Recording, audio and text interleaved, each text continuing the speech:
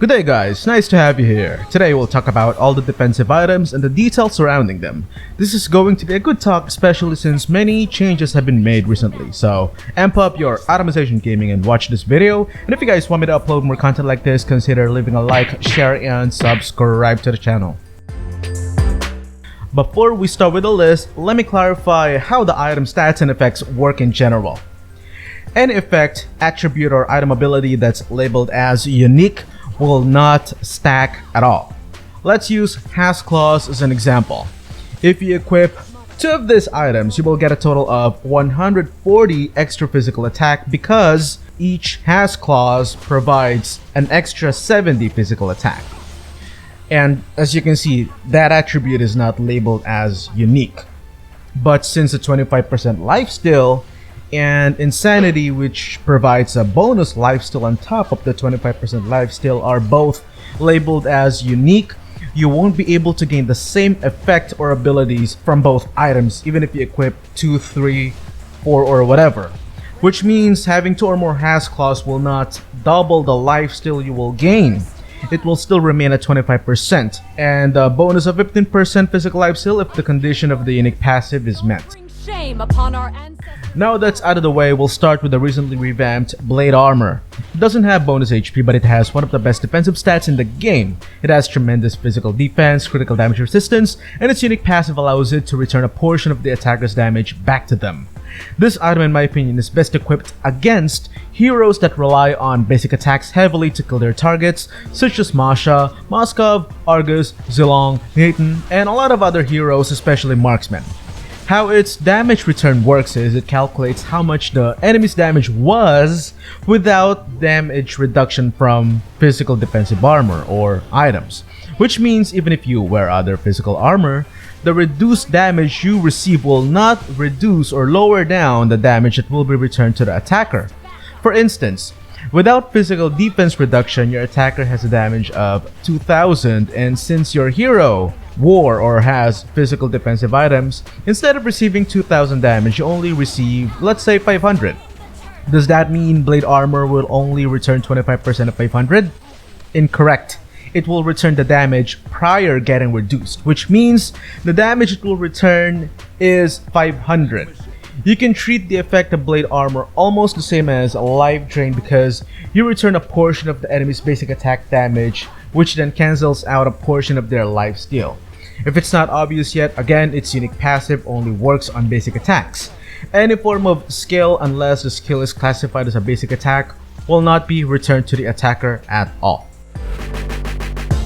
Next item is Immortality. It provides some physical defense and also bonus HP, while as we all know, its unique passive resurrects the wearer as long as it's available. That's not the only benefit of this item. It also replenishes the wearer's mana and energy completely. This can be very beneficial to heroes such as Xborg and Masha. With the right circumstances, both of these heroes can reverse the outcome. Xborg gets a portion of his Farago armor, which will give him the ability to use his ultimate as long as it is available, while Masha gains the ability to replenish a full bar of HP. You have to be quick though, since in most cases, attackers will be standing by. The shield and HP this item provides upon resurrecting can be boosted as well by Oracle and can be negatively impacted or lowered by items or abilities with life drain effects such as Dominance Ice, Necklace of Durance, Sea Halberd, and Bosch's passive ability. Dominance Ice is an amazing item. It has very good physical defense, gives a good amount of mana, and provides a permanent movement speed bonus as long as you wear this item. Out of all the life drain items, this is the only one with a bonus effect of slowing down the attack speed of heroes. Contrary to popular belief though, it doesn't work the same way as Blade Armor. It doesn't slow down the attack speed of wearer's attackers. Its life drain and attack speed debuff works against enemy heroes around the wearer, regardless whether they are attacking the wearer or not. Which means you really have to be close to them in order for its effect to work. This is an excellent item against heroes that rely on shield and HP regeneration for survival, and even better for if those heroes rely on basic attacks such as Masha. In my opinion, this item is one of the hard counters against her. She's a melee hero, which means she doesn't have a choice but to get close. She relies on her fast basic attacks and sacrifices her HP whenever her first skill is activated. Basically what this means is not only is her lifesteal per basic attack being reduced by the life drain effect of Dominance Ice, her rate of activating lifesteal will also lessen since her attack speed is reduced. Keep in mind that her first skill costs the same amount of HP regardless if she lands an attack or not. Having Blade Armor with this item helps tremendously as well. Oracle gives a decent amount of magic defense with a good amount of extra HP and cooldown reduction. Its unique passive allows its wearer to gain bonus regeneration. Just to be clear, the item on its own does not give HP nor shield regeneration effects or anything of that nature. It will, however, increase the amount of shield or HP you will gain from other items, heroes, or abilities. Lifesteal effects, spell vamp, bonus shield, and even passive HP regeneration will be improved. Basically, any form of HP and shield regen will improve using this item. Oracle can be a good item to nullify some of the effects of life drain as well. Twilight Armor just received an overhaul. Personally, I still prefer the old one. This item provides tremendous bonus HP and a little physical defense. It's now considered a semi-damage item since its unique passive allows its user to inflict bonus damage that scales based on how high the extra HP the user has. Take note that this item does not work the same way as Cursed Helmet. The damage this inflicts is not automatic. You have to actually attack your target in order for this item's damage to do its work. Guardian Helmet is pretty basic. It gives out tremendous extra HP and also HP regen. In addition to the HP regen attribute it has, it also allows the user to regenerate tremendous HP in and out of battle. While engaged in battle, the HP regenerated is less. This I believe is in the same league as Twilight Armor. It's not entirely an item that was designed mainly to help you survive. It was designed also to make the wearer more effective in battle or play more aggressively. In my opinion, both Twilight Armor and Guardian Helmet were designed for bruisers or tanky heroes that are expected to deal significant damage. Heroes like Masha, Hilda, Yuzhong, and Belric, just to name a few. Radiant Armor is one of the 3 items that were released sometime several seasons ago. It gives decent amount of HP, good amount of magic defense, and a little HP regeneration. Its unique passive provides extra magic defense on top of the bonus defense it provides. This is however stacking, meaning the more magic attacks you receive, the higher the extra bonus magic defense will be. It also scales based on your level, which means depending on your level, the maximum extra bonus magic defense this can give can be as much as 18 to 60 at max stacks. I recommend this item when fighting heroes such as Chang'e, Valir, or any hero that deals magic damage over time instead of quick bursts within a short period. Items or skills that also cause burning magic damage will contribute to the stacks of this item. Next is the counterpart of Radiant Armor, Cuirass. This item provides a decent amount of HP, extra physical defense, and a little bit of HP regen.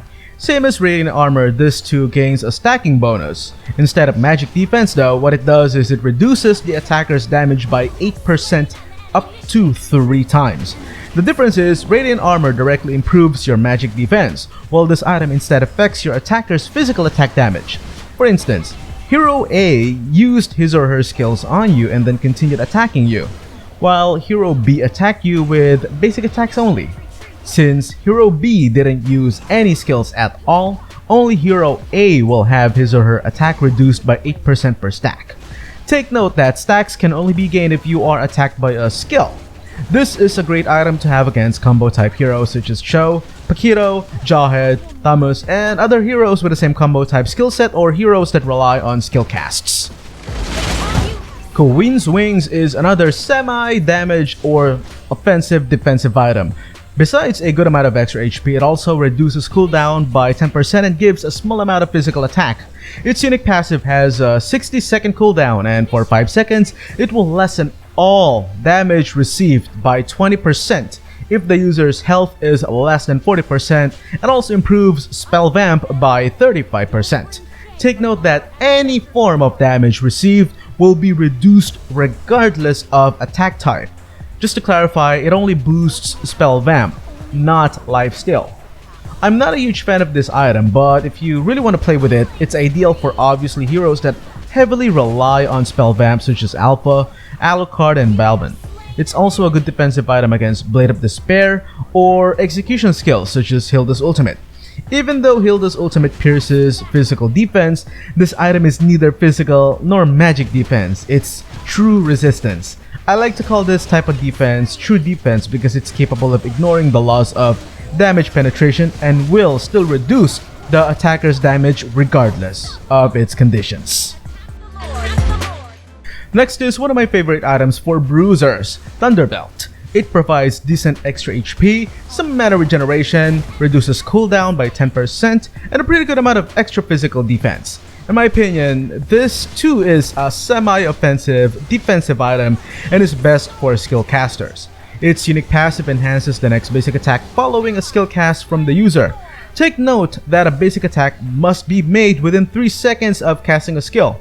Otherwise, the effect will not work, or in other words, will not enhance your next basic attack.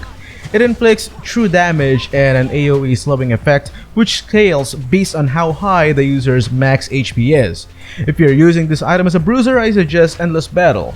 Both items have amazing synergy. The only difference in their unique passive is instead of slowing enemies around a small area, Endless Battle increases the user's movement speed. This can be a deadly item for supports, tanks, and as I said earlier, bruisers. Even some marksmen such as Popol and Koopa can greatly benefit from this item. In addition to combo marksmen, heroes like Alpha, Sun, and Ruby, just to name a few, are some of the other heroes that can also greatly benefit from this item. Bruteforce Breastplate provides pretty good extra HP and so extra physical defense, and of course its unique passive that stacks, which increases the user's movement speed and provides bonus physical and magic defense for 4 seconds. This can stack up to 5 times, and it can be a good item for heroes that rely on mobility for better positioning, or for heroes that need to be able to consistently stick to their opponents or targets. In my opinion, any hero can benefit from this item greatly. While it's true that the stats it provides may not be as good as the other defensive items, but gaining its stacks is extremely easy and it doesn't have a cooldown. Take note that this item doesn't require the user to hit enemies. As long as you are casting a skill, even if you don't hit anything, you'll be able to gain extra stacks. Athena's shield is an extremely good item against different types of burst mages. It provides a good amount of extra HP, a decent amount of magic defense, and a little HP regen. Its unique passive is probably one of the most powerful in the game since it prevents one-shot or quick deaths from powerful mages. It also has a fairly short cooldown, which is only 10 seconds. Take note though that the cooldown will only begin once you stopped attacking and stop receiving damage. This is ideal against mages that chain combo skills within a short period of time to take down enemies such as Veil, Eudora, and Savior. Cursed Helm or Cursed Helmet is another one of those semi-offensive defensive items. It provides tremendous extra HP and some magic defense. Its unique passive burns enemies around the user with damage that scales according to the wearer's max HP. Pretty much any tank or bruiser can put this item to good use, especially those with tremendous HP pull. That pretty much wraps things up. Do you have any other tips or recommendations for the items we have discussed? Leave your thoughts in the comment section below, and if you haven't yet, don't forget to hit like, share, and subscribe. Stay safe, everyone.